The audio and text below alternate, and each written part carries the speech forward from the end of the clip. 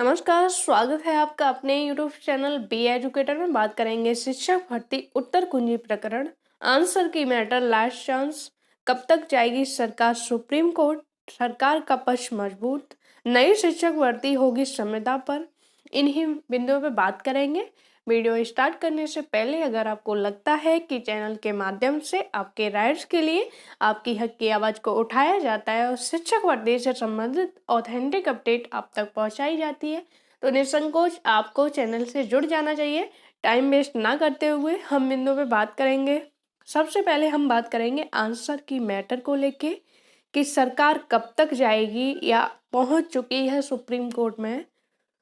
अभी तक जो है सरकार का सिर्फ लास्ट हियरिंग पर एफिडेविट दिया गया था कि वो जो है एक नंबर के जो ऑर्डर डबल बेंच ने पब्लिश किया है, राहत दी है, उसके अगेंस्ट वो सुप्रीम कोर्ट में फाइल करेगी और इसके लिए सुप्रीम कोर्ट में जाएगी, ऐसा एफिडेविट दिया गया था। लेकिन अभी तक कोई भी जो है उसकी तरफ से स्पेशल अपील दाखिल नहीं की गई है। 8 तारीख को यानी कि 8 अप्रैल को इस जो आपका अवमानना याचिका थी, कंटेम्प्ट एप्लीकेशन थी, उस पर इसकी हियरिंग लगी थी।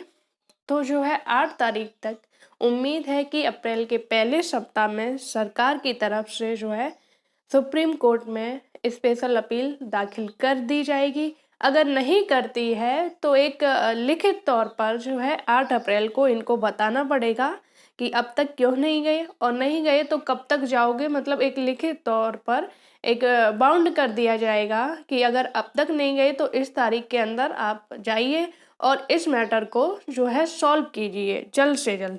ऐसा किया जाएगा। संभावित है कि 8 अप्रैल से पहले जो है इस सरकार को सुप्रीम कोर्ट में स्पेशल अपील जो है सरकार की तरफ से दाखिल हो जाएगी। अब आप सभी को ज्ञात है कि सरकार जो है अभी भी सुप्रीम कोर्ट जाने के लिए तैयार है, तो आप लोगों के पास भी उस तरीके से अपने ऑर्डर को जो है सेफ्टी के लिए, उस ऑर्डर की सुरक्षा के लिए आप लोगों को भी अब सुप्रीम कोर्ट में तैयार रहना पड़ेगा और अच्छे से अच्छा पैनल आपको सुप्रीम कोर्ट में उतारना पड़ेगा। भले ही आपके जो है पॉइंट कितने भी मजबूत क्यों ना हो, लेकिन आपको एक चीज़ ध्यान में रखनी पड़ेगी कि आप जो है किसी पार्टी से नहीं हो के अगेंस्ट नहीं हो, बल्कि आप सीधा गवर्नमेंट से लड़ रहे हो। तो उसके लिए आपको पूरी मजबूती के साथ जो है सुप्रीम कोर्ट में खड़ा होना पड़ेगा। तो उसके लिए आप लोग जो है अपनी टीम को और अब तक जो है अपने संघर्ष से जो इस ऑर्डर को लाए हो वो प्रयास आपको फिर से करना पड़ेगा। बात करेंगे आंसर की मैटर, लास्ट चांस। तो जो लोग सोच रहे हैं कि भाई एक नंबर जो है मिल गया है और सरकार जो है एक नंबर भले ही सुप्रीम कोर्ट चली जाए, लेकिन ये एक नंबर जो है जो कैंडिडेट एक नंबर पा रहे हैं उनका कुछ नहीं कर पाई, उन्हें तो नियुक्ति जो है मिलनी है। तो ठीक है, आपका सोचना पॉजिटिव वे में है और आप उसको सोच भी रहे हो, लेकिन जो है अगर आप इस स्टेज पे खड़े हुए हो कि आपके नियुक्ति के आदेश हो गए हैं, डबल बेंच ने आपको नियुक्ति के आदेश दे दिए हैं और सरकार उसको मानने के लिए तैयार नहीं है, तो आप ये मत सोचिए कि आप बिल्कुल ही जो है सुप्रीम कोर्ट में अगर एक अच्छा एडवोकेट खड़ा नहीं करोगे तो आप जो है जीत जाओगे, या फिर बिना कुछ किए आप इस ऑर्डर को जो है सुप्रीम कोर्ट से जीत जाओगे। अगर आप ऐसा सोच रहे हो तो कहीं ना कहीं आपकी भूल है, क्योंकि आंसर की मैटर 69,000 में जो है एक ऐसा मैटर है जिसका ऑर्डर आ चुका है। 69,000 में अन्य मैटर भी हैं जो अभी तक पेंडिंग में पड़े हुए हैं और वो कब तक चलेंगे कोई संभावित जो है उसकी सॉल्विंग की संभावना नहीं है। 69,000 का आरक्षण मामला आप देख सकते हो। उम्मीद लगती है कि इस डेट को फाइनल हो जाएगा, लेकिन नहीं हो पाता है। वो चीज़ें क्या रहती हैं, लेकिन आंसर की मैटर ऐसा है जिसमें डबल बेंच का ऑर्डर है और सुप्रीम कोर्ट से फाइनल होने के बाद इनको आपको नियुक्ति देनी पड़ेगी। दूसरी चीज कि जो कैंडिडेट इस मैटर से संबंधित है उनके पास वाकई में लास्ट चांस है।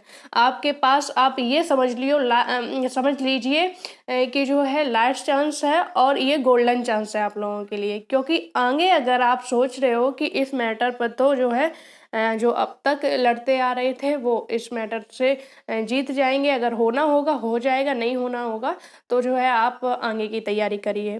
तो आगे की तैयारी भी किस किस बिंदुओं को सोच के करनी पड़ती है, कुछ चीज़ों को देख के करनी पड़ती है। आपको लगता है कि आगे जो है 17,000 आने वाली है। 17,000 में आप खुद समझदार हो कि कितना जो है फाइट करनी पड़ेगी। ये चीज़ें हैं जो जिन चीज़ों पे विचार करना चाहिए, वही चीज़ें। मैं किसी को डरा नहीं रही हूँ, ना ही किसी के जो है सामर्थ्य के अगेंस्ट बोल रही हूँ, किसी की जो है कैपेसिटी के अगेंस्ट कि भाई क्षमता उसमें इतनी है, वो कर सकता है, फिर किसी को क्या पड़ी है कि जो है इस तरह की एडवाइस दे। लेकिन जो कुछ फैक्ट हैं उनके बारे में बता रही हूँ कि 17,000 भर्ती को आप देख रहे हो कि कुछ दिनों में इसका विज्ञापन जारी हो जाएगा। तो आप जो है अगर सोच रहे हो ऐसा कि आंसर की मैटर को, जो आपका ऑर्डर आ चुका है नियुक्ति के, उसको छोड़ के अगर आप 17,000 पर जो है फोकस करोगे तो कहीं ना कहीं आप गलती कर रहे हो। क्योंकि अगर आप ये सोचते हो कि 17,000 में अच्छे से अच्छी बात है, जाहिर सी बात है, अगर आप सोचोगे कुछ भी अच्छा स्कोर गेन कर भी लोगे, तो क्या आपको लगता है कि एक एक साल में ये भर्ती पूरी हो जाएगी? अभी तक तो इसका विज्ञापन ही जारी नहीं किया गया है। विज्ञापन जारी होगा, कभी इसका एग्जाम होगा, उसके बावजूद भी कई सारे ऐसे पॉइंट्स, जैसे ही विज्ञापन किसी भर्ती का निकलता है उसके साथ ही उस भर्ती से ऐसे मामले भी निकल आते हैं जो न्यायालय में चले जाते हैं। फिर वो भर्ती सालों साल तक जो है पेंडिंग में पड़ी रहती है।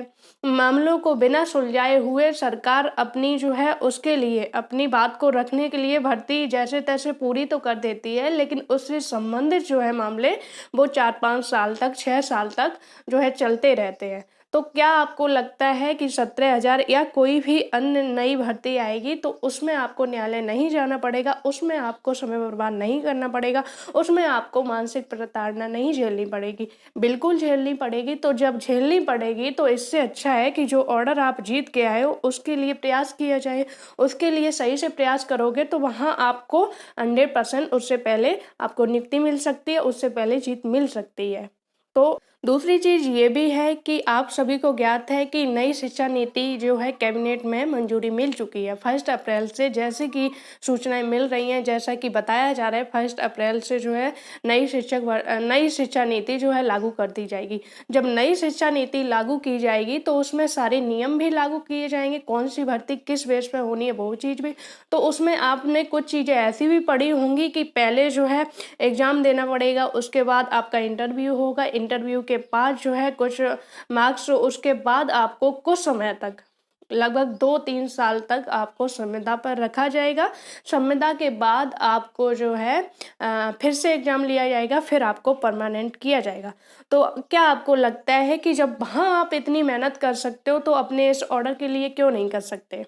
तो उम्मीद है कि चीज़ें आपको समझ आई होंगी कि आपको क्या करना है और किस चीज़ पे ज़्यादा फोकस करना है। अभी तो ऑप्शन बी है आपका, नई शिक्षक भर्ती जो है ऑप्शन बी है।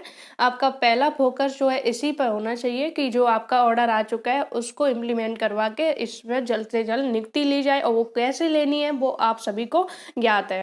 अब बात करेंगे सरकार का पक्ष जो है कितना मजबूत है और इस पर क्या संभावनाएं हो सकती हैं। इस पर याची पक्ष जो है जीतने की संभावना ज़्यादा रखता है या फिर जो है सरकार ज़्यादा रखती है?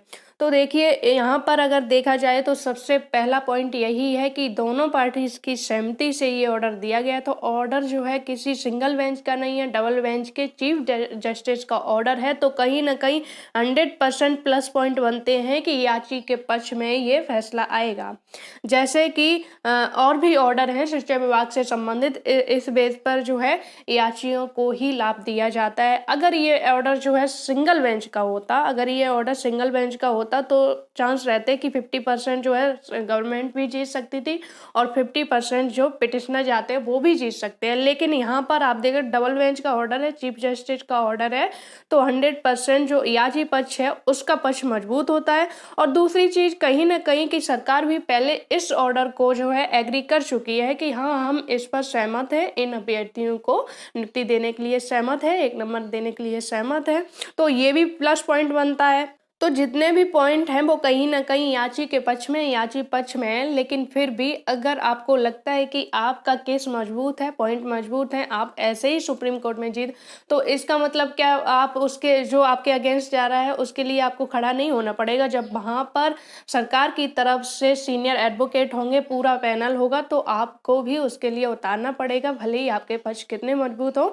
जो कुछ भी हियरिंग होगी उसके बाद ही चीज़ें स्पष्ट होंगी, और हियरिंग हियरिंग पॉइंट वही बता पाएगा। अब ऐसा थोड़ी ना है कि आपका ऑर्डर आ गया है, आप उसे ही चीफ जस्टिस के सामने रख दो जाके और आप जीत जाओगे, ऐसा थोड़ी ना हो सकता है। उसके लिए भी आपको सीनियर एडवोकेट उतारना पड़ेगा। अब जूनियर एडवोकेट अगर आप उतारोगे भी या कोई ऐसा, तो पहली बात तो सुना ही नहीं जाएगा उनका, जूनियर एडवोकेट की कोई भी ज़्यादा नहीं सुनता।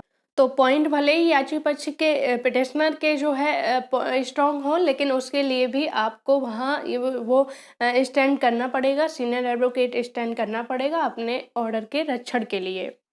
अब बात करेंगे नई शिक्षा भर्ती जो है आएगी वो संविदा पर आएगी या फिर नई शिक्षा नीति को लागू करते हुए आएगी या फिर जो पहले से नियम चलते आ रहे हैं उनके अकॉर्डिंग आएगी।